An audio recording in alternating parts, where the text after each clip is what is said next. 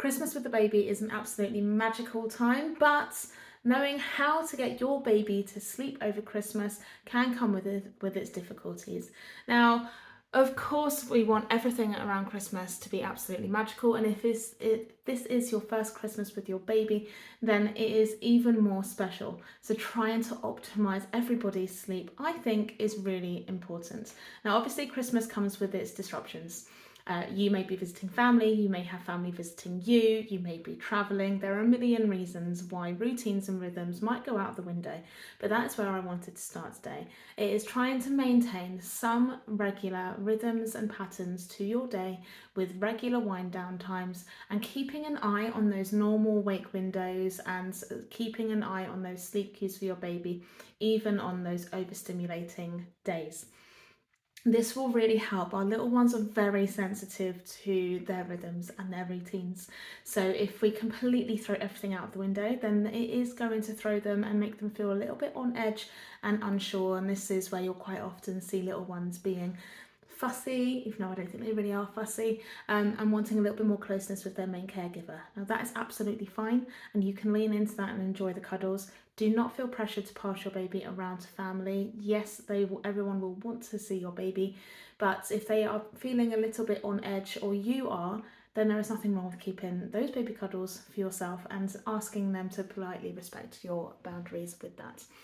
Now, when it comes to keeping things familiar, yes, we have familiar caregivers, but we also want to make sure that our bedtime routines do still mimic what you do on a normal day if it wasn't Christmas and if you weren't with other members of your loved ones. So try to stick to a familiar bedtime routine. This can be done if you're not at home as well. So whatever you normally do, bath, cuddle, pajamas, feed, beds, try to keep that regular predictable pattern going throughout the Christmas periods, no matter where you are. If you are away from home, you may want to consider packing a sort of like sleepover bag with blackout blinds, white noise machine, familiar bedding, familiar pajamas, anything like that that's going to just help that transition and help your little one to feel comfortable in a different environment. If they are at home, I probably would recommend using a white noise machine if you are going to have a house full of excited noises and lots of different people around, because it can just help that little one to drown out the background noise. Okay, so after we have optimized the sleep environment, home or away, we want to make sure that you are keeping one eye on baby and one eye on the clock. No matter how old your baby is, their sleep needs will be different, and this will also be down to their individual abilities to stay awake as well. So you should know that. If you are having trouble with that, then please do reach out. I can give you a free sleep needs chart so that you can figure out how much sleep your little one should be getting and how long they can manage to be awake for. So one eye on baby, one eye on the clock. It is very easy for babies to hide their sleep cues when there is a lot of stimulation going on. So making sure that even if they seem to be absolutely fine and don't seem to be tired, that you are aware of when they are due asleep, because 9 times out of 10, if you take a baby who seems absolutely fine into a quiet sleep space with a good sleep environment set up, then you'll find that they probably will drift off to sleep, and then you can avoid an overtired baby, which is not what we want to be dealing with over the festive season. Try to, with this as well, make sure that any overstimulation is leveled out. Of course there's going to be excitement, of course there's going to be lots of people to see and lots of things to do, but try to level it out. If you've got one exciting day, try to have a quiet one the next day. If you've got a really exciting lunchtime, try to make sure that bedtime is nice and calm and quiet with low lighting, so that your little one's brain is getting the well-deserved rest and respite that it needs. So if your little one has missed naps, had a late bedtime, had a disrupted night, don't worry. Try to enjoy it as much as you can.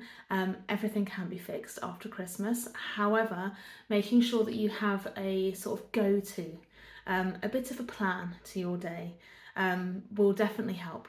So, you know, like I said previously, if you've got one busy day, make sure the next day is a bit calmer. So if one day's terrible naps, the next day, hopefully you can allow for some quieter time and a bit of catch up. And catch up really is key. If you have even 3 or 4 days where sleep is really disrupted, just make sure that you allow plenty of time to catch up. One good night or one early night won't clear a sleep debt that's built up, but after a few days, you should be able to get there. If you are worried about night wakings and you're visiting family and don't know how you're going to manage that, again, I would say alleviate, don't deviate. So whatever it is that you're doing for your little one to get them to go to sleep, whatever age and stage they are at, whether that be you're feeding them to sleep, whether you're able to put them down independently and leave the room, every child is going to be at a different situation.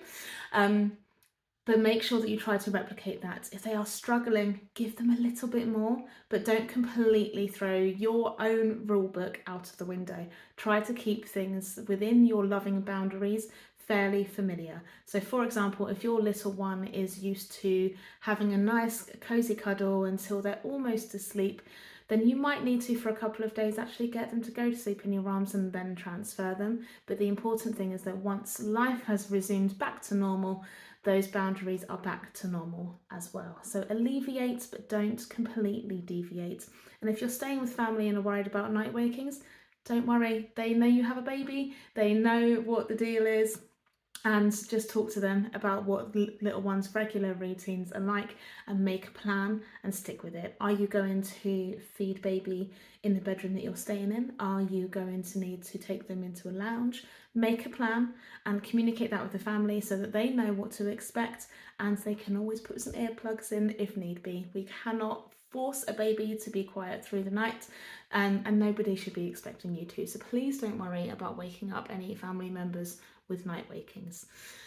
And if anybody after this has got any questions whatsoever, please do let me know. The festive season comes with lots of anxieties for children, babies, parents, everybody. So if you are worried about your little one's sleep over this festive period and want to be able to enjoy it, not be totally rigid and strict and, stuck to staring at the watch and knowing when the next nap minute is going to be. You want some flexibility, but also to know that your little one is going to get the sleep that they need and that you need, and you want a bit more guidance with that, then please just let me know. I am here to help, and I would happily help you to get your baby to sleep over this Christmas period.